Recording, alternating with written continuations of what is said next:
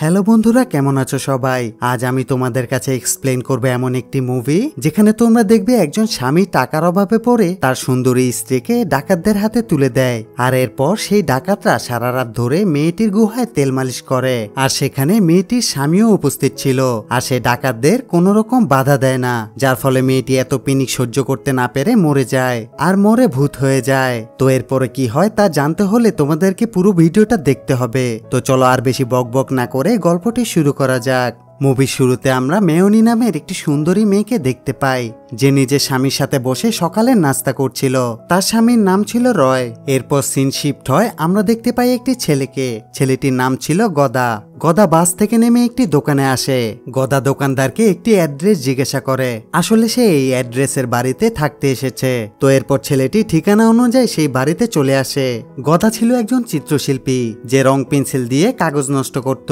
এরপর আবার scene shift হয়, আমরা দেখতে পাই রয় কারোর সাথে মোবাইলে কথা বলছিল, আর তার কথা শুনে আমরা বুঝতে পারি সে অনেক চিন্তায় ছিল। আসলে রয়ের কাছে কেউ একজন টাকা পায়, যার কারণে সেই পাওনাদার তার কাছ থেকে টাকা চায়। রয় তখন বলে, আমি সামনের প্রজেক্টটা পেয়ে গেলে তোমার সব টাকা পরিশোধ করে দেব। তো এরপরে সিন শিফট হয় আবার গদার দিকে। আর এত সিন শিফট হওয়ার পিছনে একটা কারণ আছে, তোমরা একটু পরেই সেটা জানতে পারবে। গদা যখন ছবি আঁকাআঁকি করছিল তখন তার সামনে দিয়ে একটি মেয়ে যায়, আর মেয়েটি অদ্ভুত রকমের সুন্দর ছিল, আর সেই মেয়েটি ছিল মেয়নি, যা দেখে সে ওখানেই লক হয়ে যায়। তো এরপর আমরা রয়কে দেখতে পাই যে একজন টাকলা চান্দিশিলা ডাকাতের কাছে যায়। ডাকাতের নাম ছিল ওজি, কিন্তু আমরা তাকে টাকলা বলেই ডাকবো। আর সেই টাকলার কাজ ছিল মানুষকে টাকা ধার দেওয়া আর সময় মতো সুদ সহ আদায় করা। পাশাপাশি সে তার পিতৃসূত্রে পাওয়া ডাকাতিও চালিয়ে যেত।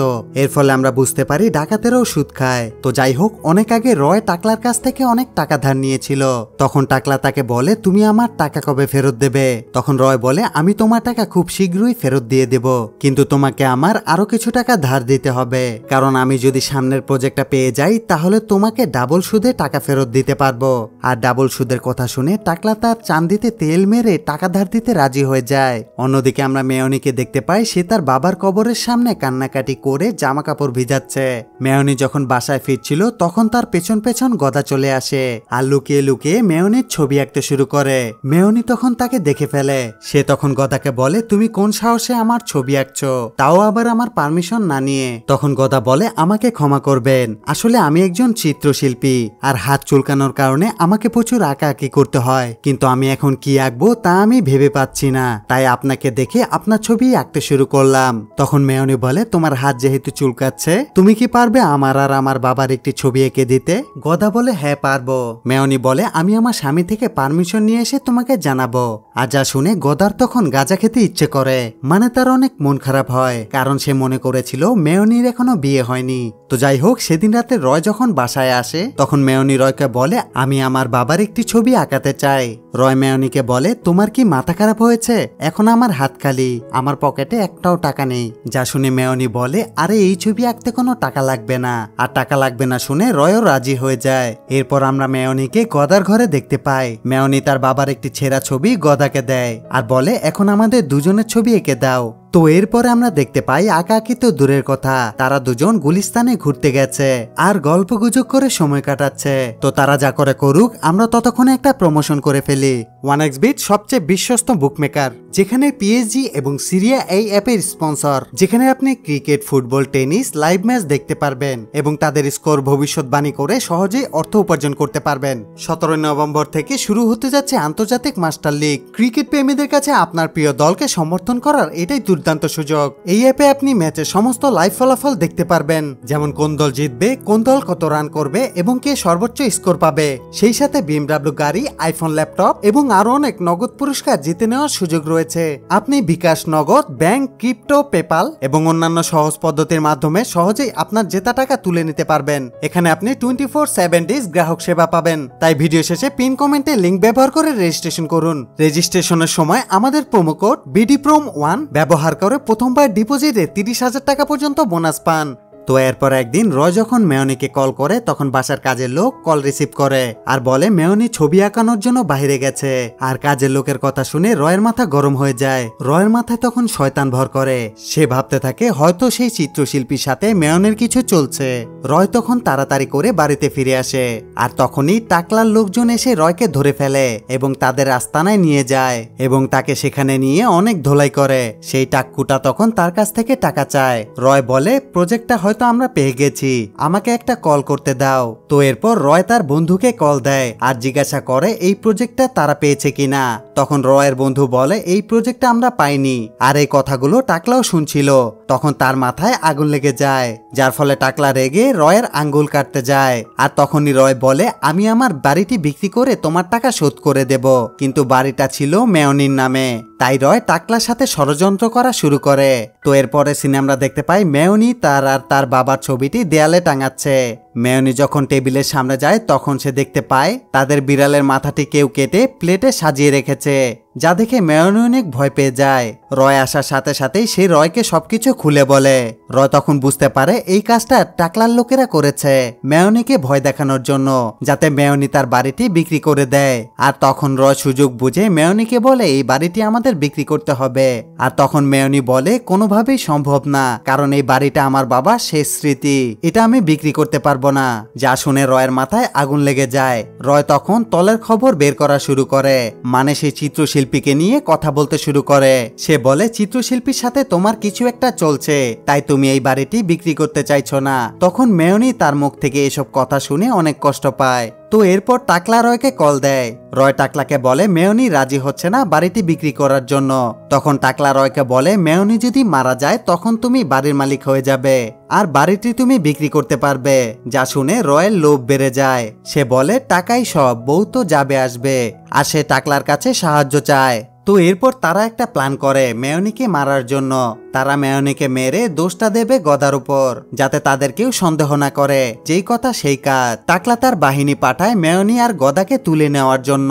এরপর টাকলার লোকেরা সুযোগ পেয়ে মেয়নিকে নিয়ে টি-20 খেলতে শুরু করে। আর আমরা দেখতে পাই একের পর এক উইকেট পড়তে থাকে আর ব্যাটসম্যান হাজির। গদাকে তারা বেঁধে রেখেছে আর সে যখন পালাতে যায় এই সুযোগে মেয়নি সেখান থেকে পালিয়ে যেতে থাকে। সে পালাতে পালাতে একটা ব্রিজের উপরে চলে আসে।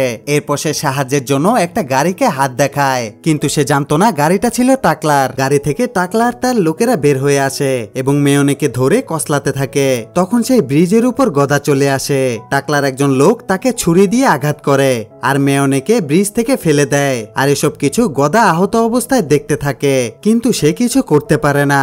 পরদিন সে পুলিশকে সবকিছু খুলে বলে, কিন্তু পুলিশ মেয়নির লাশ কোথাও খুঁজে পায় না। তাই সম্পূর্ণ দোষটা এসে পড়ে গদার উপর। কিন্তু প্রমাণ না থাকার কারণে তারা গদাকে অ্যারেস্ট করে না। এরপর অনেকদিন কেটে যায়। একদিন রাতে রয় যখন ঘুমাচ্ছিল তখন সে খারাপ একটা স্বপ্ন দেখে। সে স্বপ্নে দেখে মেয়নির আত্মা তার রুমে ঢুকে তাকে মারার চেষ্টা করছে। ওদিকে টাকলার লোকেদের মধ্যে একজন যখন নেশাগ্রস্ত অবস্থায় ব্রিজের ওপরে আসে তখন মেয়নির আত্মা দেখতে পায়। এরপর মেয়নির আত্মা টাকলা দুজন লোককে মেরে ফেলে আর তাদেরকে ব্রিজের উপরে ঝুলিয়ে দেয়। এরপর গ্রামের লোকেরা লাশ দুটো দেখে পুলিশকে ফোন দেয়। আর তখন আমরা সেখানে রয়কেও দেখতে পাই। সেও এইসব দেখে ভয় পেতে থাকে। টাকলার দুজন লোক মারা যাওয়াতে বাকিরা অনেক ভয়ে ছিল, তাই তারা টাকলার কাছে আসে পরামর্শ করতে। অন্যদিকে গ্রামের লোকেরা এটা নিয়ে আলোচনা করতে থাকে। তারা বলে মেয়নির আত্মা ভয়ঙ্কর রূপে ফিরে এসেছে, এখন সে সবাইকে মেরে ফেলবে। গ্রামের মানুষরাও অনেক ভয়ে থাকে। গদা সবকিছুই দেখে, কিন্তু সে কাউকে কিছুই বলে না। এভাবে কিছুদিন কেটে যায়। একদিন রাতে মেয়নির আত্মা গিয়ে টাকলার আরো দুজন লোককে মেরে ফেলে। টাকলা তার লোকদের খোঁজ নিতে আসলে সে লাশগুলো দেখে অনেক ভয় পায়। আর টাকলাকে যে গাড়ি করে নিয়ে এসেছিল সেও ভয় পেয়ে সেখান থেকে পালিয়ে যেতে থাকে।